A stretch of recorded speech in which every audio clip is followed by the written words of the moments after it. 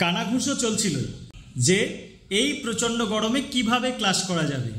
ছাত্র থেকে শুরু করে শিক্ষক সকলের একটা অভিযোগ ছিল যে এই গরমে ক্লাস করা সম্ভব নয়।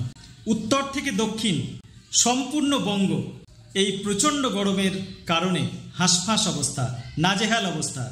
এই পরিস্থিতিতে শিক্ষা দপ্তর থেকে আজকে যে নোটিফিকেশন জারি হয়েছে সেটা খুব গুরুত্বপূর্ণ।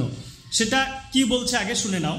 Considering the prevailing heat wave situation as reported from districts, the competent authority has decided to keep teaching learning activities suspended in all of the government aided sponsored primary, upper primary, secondary, higher secondary educational institution in the state except hill areas on 13/6/2025 to 14/6/2025 অর্থাৎ 13 June এবং 14 June প্রচণ্ড গরমের কারণে ছুটি থাকছে, শিক্ষা প্রতিষ্ঠানগুলোতে ছুটি থাকছে।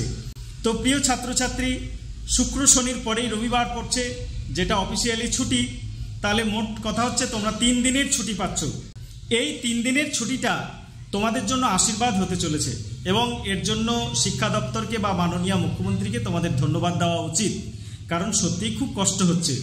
কারণ যে সময় আমরা গ্রীষ্মের ছুটি উপভোগ করেছি সে সময় কিন্তু এই উত্তরবঙ্গে গ্রীষ্মকালের ছিটে ফোটাও ছিল না, খুব সুন্দর একটা মনোরম আবহাওয়া ছিল। সচরাচর এই সময়টাতেই কিন্তু গরমটা পড়ে। গরমের ছুটিটা উত্তরবঙ্গের জন্য এই সময়টাই জরুরি। যাক, তোমরা এই যে 2 দিনের ছুটি পেলে বা 3 দিনের ছুটি পেলে, এই ছুটিটাতে তোমাদের কিন্তু খুব কাজে লাগানো উচিত ছুটিটাকে। এই ছুটিটা তোমরা যদি মনে করো যে না, খেয়ে দিয়ে নেচে গিয়ে হেসে খেলে দিন কাটাবে, তাহলে কিন্তু তোমাদের জন্য সেটা খুবই খারাপ খবর। কেন? কারণ ছুটিই থাক আর যাই থাক, সেপ্টেম্বরে 3rd সেমিস্টারের পরীক্ষা কিন্তু তোমাদের হচ্ছে।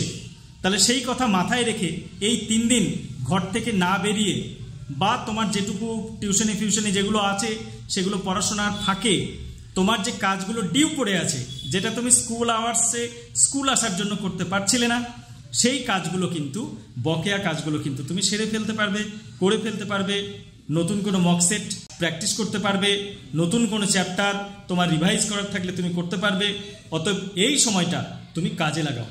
যদি তুমি সময়টাকে ঠিকমতো ইউটিলাইজ করতে পারো তাহলে তুমি গেনার হবে। ঠিক আছে? মনে রেখো, আমাদের জীবনের সময় কিন্তু খুব সংক্ষিপ্ত এবং পরীক্ষার সামনেই কিন্তু পরীক্ষার 1 ঘন্টা বেজে যাবে।